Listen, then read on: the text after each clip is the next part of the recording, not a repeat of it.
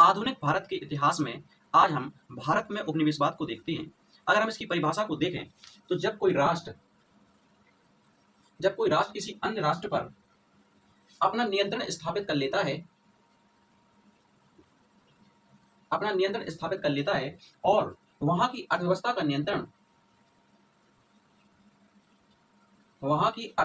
का नियंत्रण अपने हितों के लिए करता है, अपने हितों के लिए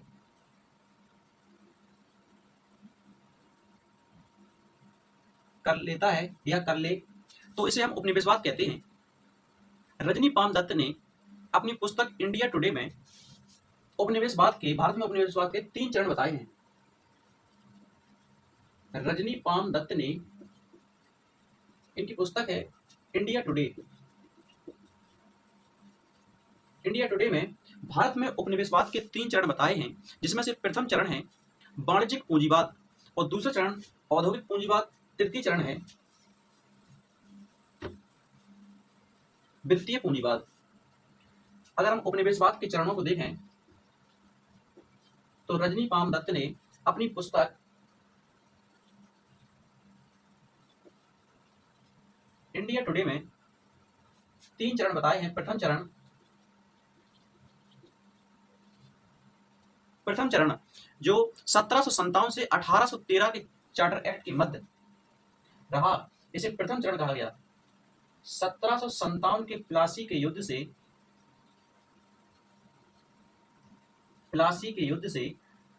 1813 के चार्टर एक्ट तक को प्रथम चरण कहा गया और इसे वाणिज्यिक पूंजीवाद कहा। रजनी पाम दत्त ने अपनी पुस्तक India Today Rajani Palme Dutt की पुस्तक इंडिया टुडे में इन्होंने भारत में उपनिवेशवाद के 3 चरण बताए, जिसमें से प्रथम चरण जो 1757 के प्लासी के युद्ध से 1813 के चार्टर एक्ट तक, इसको वाणिज्यिक पूंजीवाद कहा।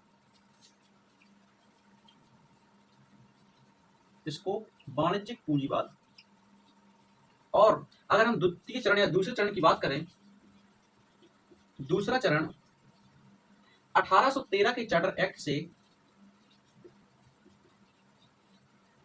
1857 की क्रांति के मध्य 1857 की क्रांति तक, और इस चरण को औद्योगिक पूंजीवाद कहा।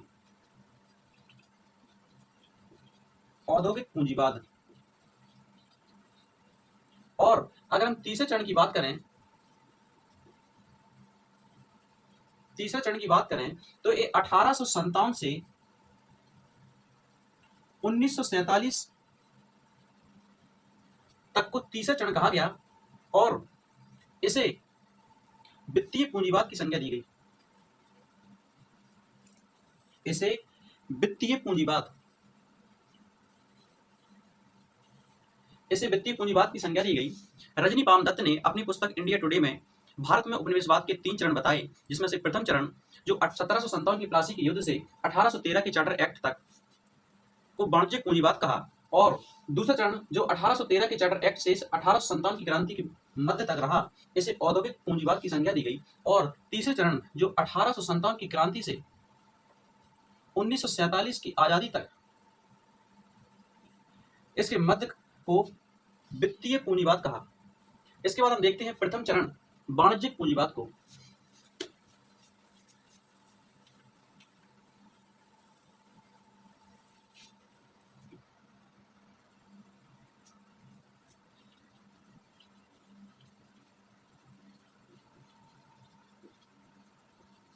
वाणिज्यिक पूंजीवाद, अगर हम वाणिज्यिक पूंजीवाद की बात करें तो इसमें अंग्रेजों ने सबसे पहले तो व्यापार पर एकाधिकार प्राप्त करने की कोशिश की। व्यापार पर एकाधिकार प्राप्त करने की कोशिश की, जिसमें इन्होंने सभी प्रतिद्वंदी कंपनियों को भारत से बाहर कर देते हैं या सीमित कर देते हैं। जैसे बेदरा के युद्ध में ये डचों को पराजित कर देते हैं और बांडीबास के युद्ध में ये फ्रांसीसियों को पराजित कर देते हैं। बेदरा के युद्ध में ये डचों को पराजित कर देते हैं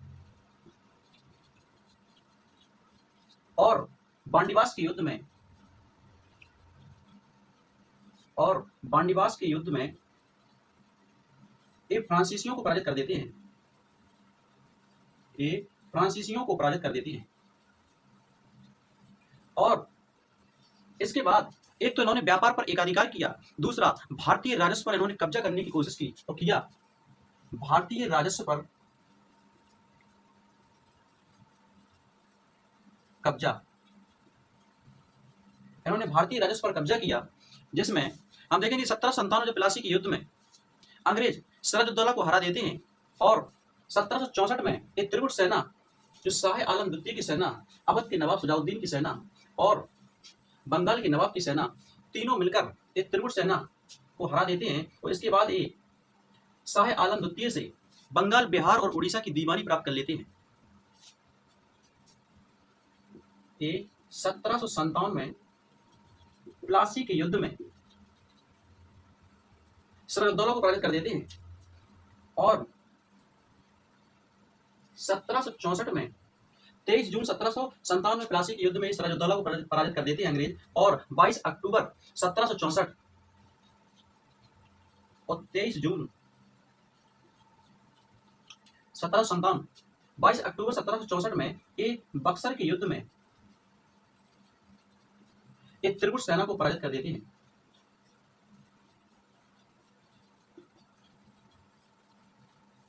ये त्रिगुट सेना को पराजित कर देते हैं। इसके बाद 12 अगस्त 1765 और 16 अगस्त 1765 को इलाहाबाद की प्रथम संधि और इलाहाबाद की दूसरी संधि देखने को मिलती है, जिसमें इस संधि के लिए ब्रिटेन से लॉर्ड क्लाइव को बुलाया जाता है और इसमें इलाहाबाद और कड़ा के क्षेत्र शाह आलम द्वितीय को दे दिए जाते हैं और अंग्रेज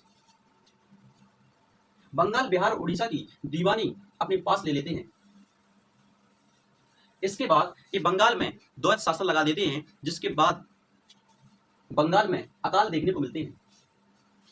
और जब द्वैत शासन प्रणाली ये बंगाल में लगा देते हैं तो अधिकाधिक धन का शोषण करते हैं, यानी अधिक से अधिक धन प्राप्त करते हैं। ये जब बंगाल में द्वैत शासन लगा देते हैं तो वहां से अधिकाधिक यानी कि अधिक से अधिक धन का शोषण करते हैं।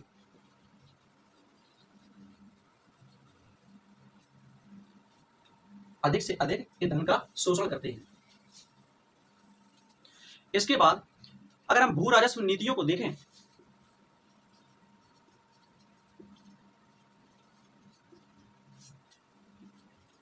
भू राजस्व नीतियों में तो इन्होंने अंग्रेजों ने भारत में स्थायी बंदोबस्त, रैयत बाड़ी और महालबाड़ी जैसी भू राजस्व नीतियां लागू की। स्थायी बंदोबस्त,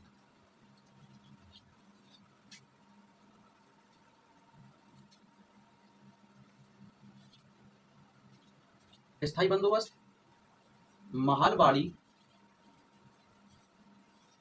और रैयत बाड़ी, ये भू राजस्व नीतियों को इन्होंने लागू किया और स्थायी बंदोबस्त में इस सूर्यास्त का नियम लागू करते हैं। एक सूर्यास्त का नियम लागू करते हैं, जिसमें यदि किसान सूर्य अस्त होने से पहले अपना कर अंग्रेजों को जमा नहीं कर पाते थे तो उनकी जमीन नीलाम कर दी जाती थी। उनकी जमीन नीलाम कर दी जाती थी, जिससे और इन नीतियों से अंग्रेजों ने ज्यादा से ज्यादा राजस्व को वसूला और किसानों का शोषण किया।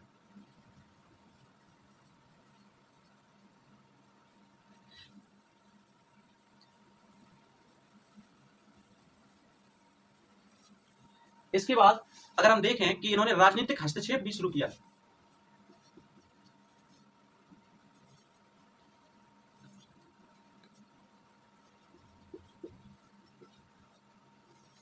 इन्होंने राजनीतिक हस्तक्षेप भी शुरू किया, जो युद्ध और संधियों के माध्यम से किया। इन्होंने युद्ध और संधियों के माध्यम से किया, जिसमें अगर हम उदाहरण के तौर पर देखें,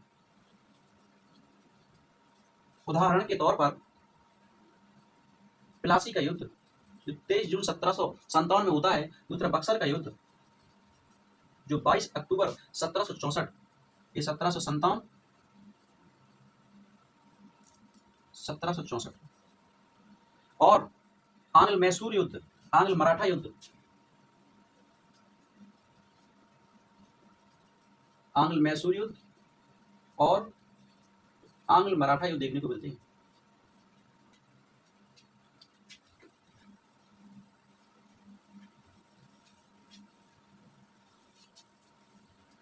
इसके बाद इन्होंने एक बड़ी सेना तैयार की भारतीय खर्चे पर। इसके बाद इन्होंने देखें तो भारतीय खर्चे पर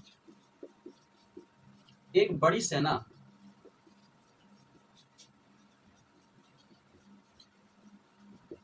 तैयार की, और ये बड़ी सेना इन्होंने सहायक संधि के तौर पर, सहायक संधि के तहत ये बड़ी सेना इन्होंने यानी कि अंग्रेजों ने सहायक संधि के तहत बनाई।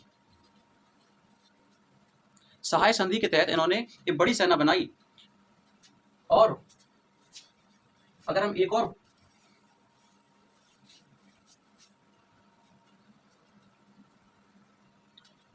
इसके बाद हम देखें तो व्यापार में इन्हें अधिकतम लाभ मिला। व्यापार में अधिकतम लाभ जब इन्होंने अपना एकाधिकार प्राप्त की, एकाधिकार बनाया या एकाधिकार प्राप्त किया, इन्होंने एकाधिकार प्राप्त किया और राजनीतिक जब हस्तक्षेप शुरू किया, राजनीतिक हस्तक्षेप शुरू किया, तो इन्होंने अन्य कंपनियों को, जैसे बेदरा के युद्ध में डचों को पराजित कर देते हैं और बॉन्डिवास के युद्ध में ये फ्रांसीसियों को पराजित कर देते हैं। इसके बाद जब एकाधिकार इन्हीं का हो गया तो क्रय मूल्य और विक्रय मूल्य पर भी इन्हीं का नियंत्रण हो गया, जिससे इन्हें आर्थिक लाभ अधिक से अधिक हुआ।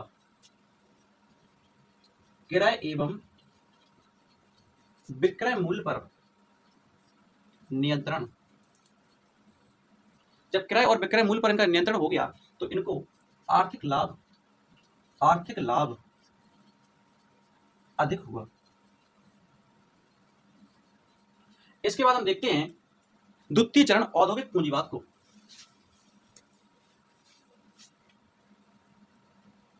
औद्योगिकरण पूंजीवाद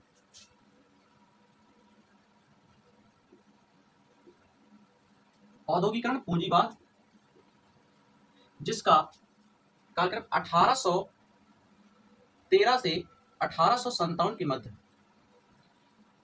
इस औद्योगिकरण पूंजीवाद में इस समय यूरोप में पुनर्जागरण हो चुका था। इस समय यूरोप में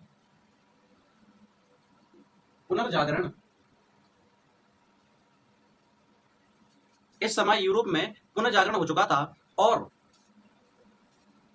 वहां तर्क, विज्ञान और मानववादी विज्ञान से आविष्कार हो चुके थे, जिससे औद्योगिकरण हुआ। इससे औद्योगिकरण हुआ और ये औद्योगिकरण 1750 से 1760 में अत्यधिक देखने को मिलता है।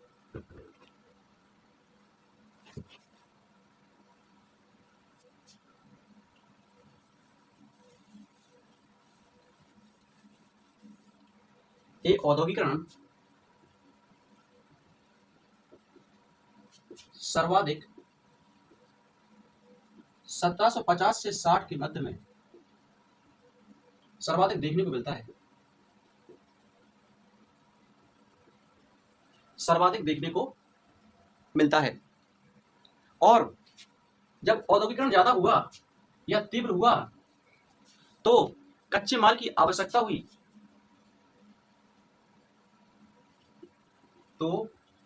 कच्चे माल की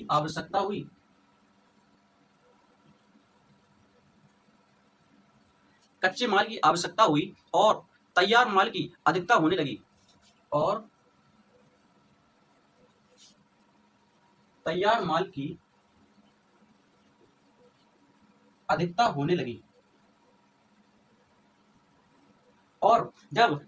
की अधिकता होने लगी तो व्यापारियों को बाजार की आवश्यकता हुई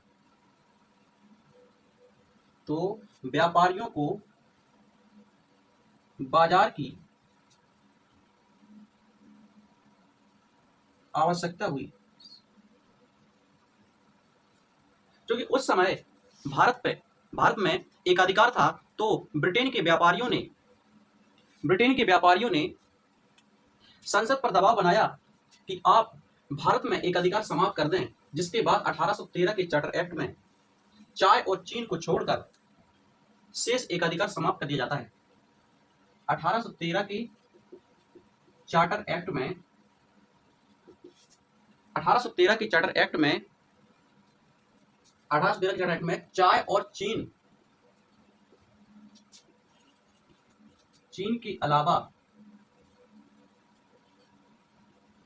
एकाधिकार समाप्त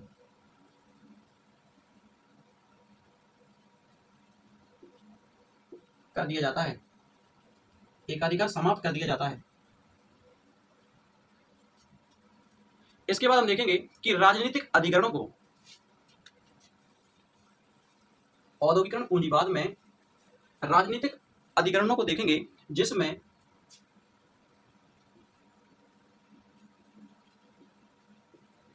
औद्योगिकरण पूंजीवाद में राजनीतिक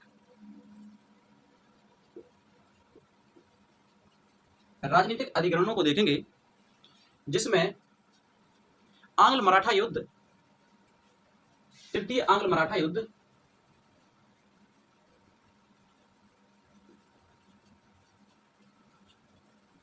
जो 1817 से 1818 के मध्य में हुआ, यह युद्ध देखने को मिलता है। और इसके साथ आंग्ल सिख युद्ध, 2 सिख युद्ध हुए।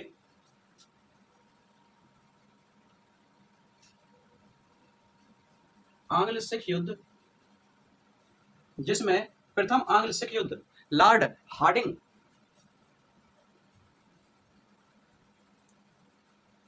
के कार्यकाल में 1845 से 46 के मध्य, और द्वितीय आंग्ल सिख युद्ध लॉर्ड डलहौजी के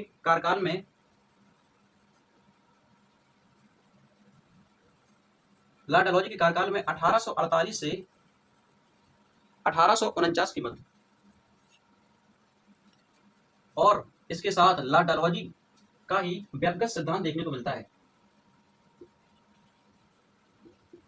या गोद निषेध प्रथा। लॉर्ड डलहौजी का व्यक्तिगत सिद्धांत देखने को मिलता है, जिसके तहत सतारा, झांसी, संबलपुर, नागपुर और अवध जैसी बड़ी बड़ी रियासतों को अंग्रेजों ने अपने अधिग्रहण में किया या अधिकृत किया। झांसी, नागपुर, संबलपुर और अवध पे 1856 में कुशासन का आरोप लगाकर इसे अपने अधिग्रहण में कर लेते हैं। इसके बाद अगर हम कृषि के वाणिज्यीकरण को देखें, कृषि के वाणिज्यीकरण में जिसमें नकदी फसलों के उत्पादन पर जोर दिया जाने लगा, औद्योगिकरण पूंजीवाद में कृषि का वाणिज्यीकरण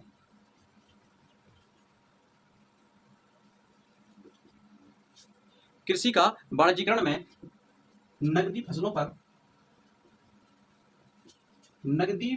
के उत्पादन पर जोर दिया जाने लगा। नकदी फसलों की बात करें, जैसे नील, चाय, कॉफी,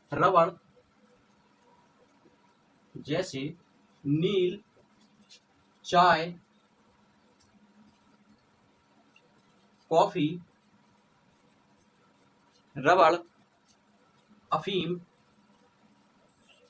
एवं चीनी,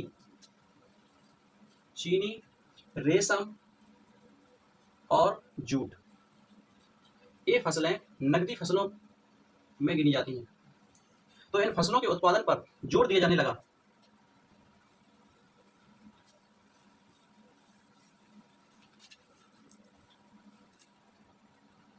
और इसके साथ तिनगठिया प्रणाली और ददनी प्रथा को भी लागू किया गया और तैयार माल को भारत का आयातक बना दिया और कच्चे माल को भारत का निर्यातक बना दिया गया, जिसका परिणाम ये निकला कि भारत में उद्योग धंधे बंद हो गए। भारत में उद्योग धंधे बंद हो गए। भारत को कच्चा माल का निर्यातक बना दिया गया और तैयार माल का आयातक बना दिया गया। इसका परिणाम ये निकला कि भारत में उद्योग धंधों का पतन हो गया। भारत में उद्योग धंधों का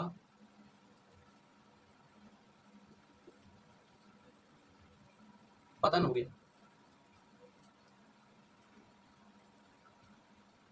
और जो ब्रिटेन से भारत में तैयार माल आता था,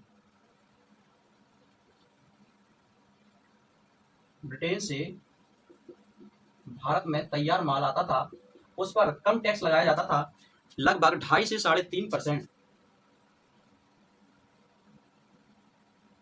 ब्रिटेन से भारत में तैयार माल पर कम कर लगाया जाता था।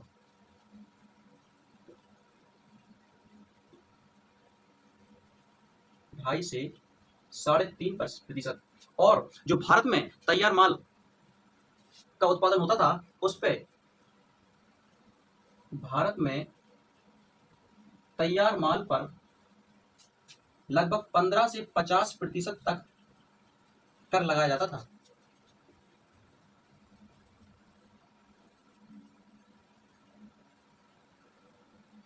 और इसका परिणाम ये निकला कि भारत के उद्योग धंधों का पतन हो गया।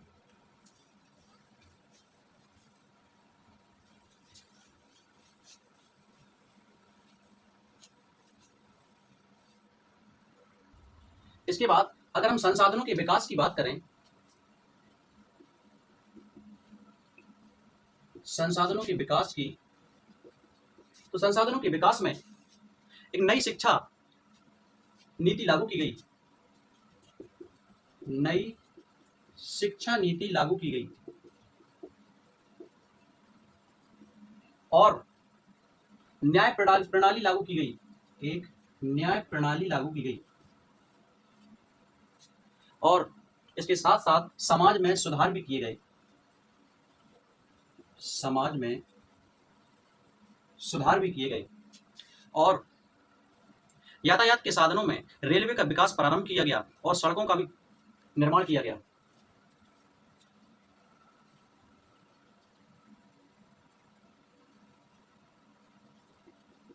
यातायात साधनों में रेलवे का विकास प्रारंभ किया गया और सड़कों का विकास प्रारंभ किया गया। सड़कों का निर्माण किया गया। सड़कों का निर्माण किया गया और जब ये रेलवे का विकास प्रारंभ किया गया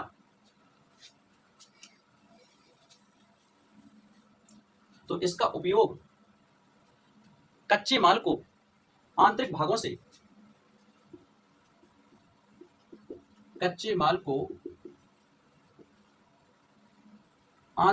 से बंदरगाह तक पहुंचाने के लिए इसका उपयोग किया गया और तैयार माल को बंदरगाह से बाजारों तक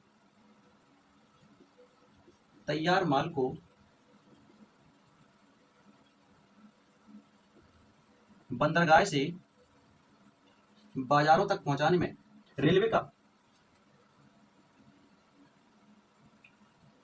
तैयार माल को बंदरगाह से बाजारों तक पहुंचाने में इसका उपयोग किया गया। इसके साथ सेना को एक जगह से दूसरी जगह भेजने में भी रेलवे का उपयोग किया गया। सेना को एक जगह से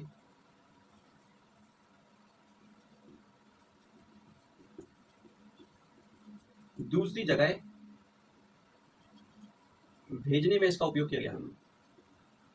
भेजने में रेलवे का उपयोग किया गया और इसके साथ साथ संचार के साधनों में डाक एवं तार का भी विकास किया गया, प्रारंभ किया गया। अगर हम संचार के साधनों में देखें तो डाक एवं तार का विकास किया गया। इसके परिणाम स्वरूप भारत में सामाजिक एवं धार्मिक सुधार आंदोलन दिखाई देते हैं और 1857 की क्रांति होती है। अब हम देखते हैं कि वित्तीय पूंजीवाद को, जो भारत में उपनिवेशवाद के तृतीय चरण, जो 1857 से 1947 की आजादी के मध्य रहा, वित्तीय पूंजीवाद को हम देखा कि उपनिवेशवाद में प्रथम चरण में व्यापार पर जोर दिया गया और द्वितीय चरण में औद्योगिक क्रियाकलापों पर जोर दिया गया और इनसे जो लाभ प्राप्त हुआ उसको तृतीय चरण में निवेश किया गया जिससे लाभ अर्जित हो सके। यानी अगर हम उपनिवेशवाद में देखें तो प्रथम चरण में व्यापार पर जोर दिया गया, यानी व्यापार किया गया, और दूसरे में औद्योगिक क्रियाकलाप,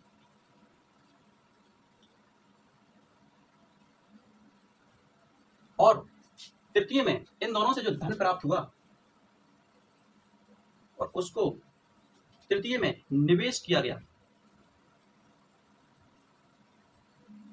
तृतीय में से निवेश किया गया और इससे लाभ अर्जित किया गया,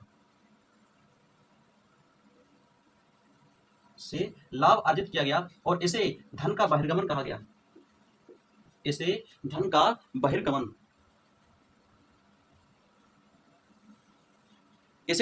कहा गया।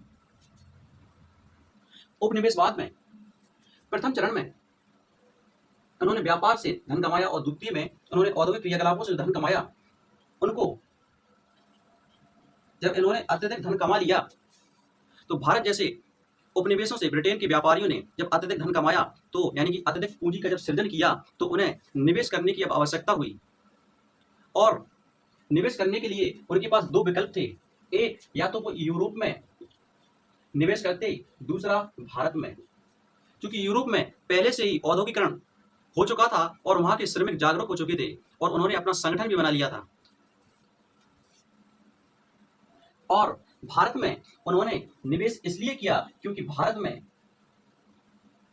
औद्योगिकरण की आवश्यकता थी, यानी निवेश की भी आवश्यकता थी, और यहाँ पर श्रम भी सस्ता था, यानी कि लेबर कॉस्ट सस्ती थी, श्रम यहाँ पर सस्ता था, और उचित राजनीतिक दशाएं भी थी।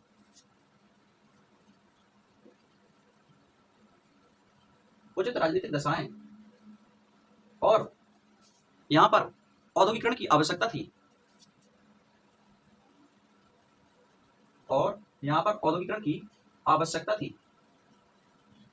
और यूरोप में पहले से ही औद्योगिकरण हो चुका था।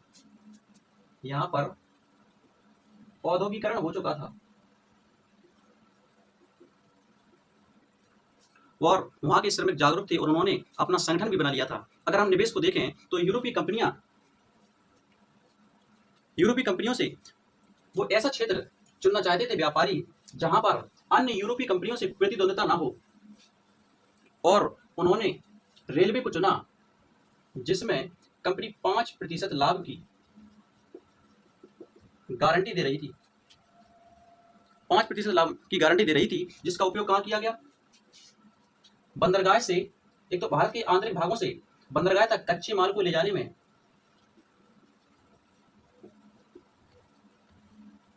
और बंदरगाह से बाजारों तक तैयार माल को लाने में, और सेना में उसका उपयोग किया गया। सेना में इसका उपयोग किया गया रेलवे का। रेलवे का, सेना में इसका उपयोग किया गया। इसके बाद अगर हम देखें वित्तीय पूंजीवाद में, तो बैंकिंग की भी व्यवस्था की गई थी, यानी बैंकिंग व्यवस्था की गई थी।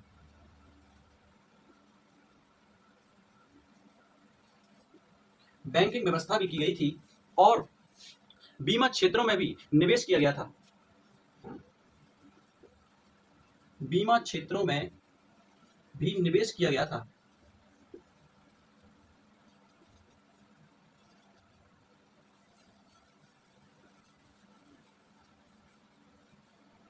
और ये सभी निवेश सार्वजनिक ऋण क्षेत्र के रूप में किए गए थे और जिनके परिणाम स्वरूप सार्वजनिक ऋण बढ़ गया। और जो 1858 की जो कंपनी का जब अंत हुआ तो इस पर लगभग 8 करोड़ पाउंड का ऋण था और जो 1839 तक पहुंचते पहुंचते 88 करोड़ पाउंड का ऋण हो गया। यानी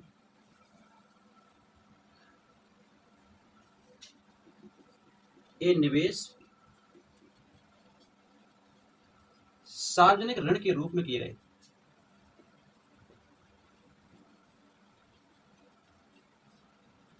इसका परिणाम ये निकला कि सार्वजनिक ऋण बढ़ा।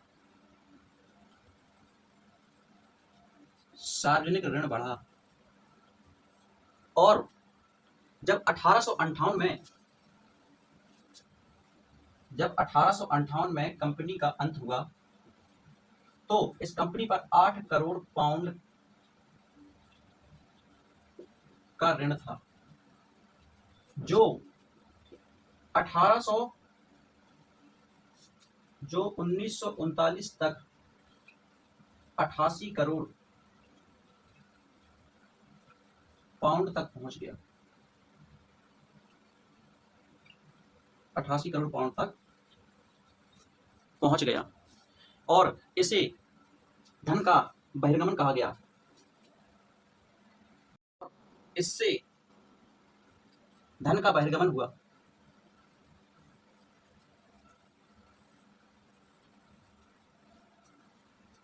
तो मिलते हैं नेक्स्ट वीडियो में। यदि आपको वीडियो अच्छी लगी हो तो चैनल को लाइक करें, सब्सक्राइब करें। धन्यवाद।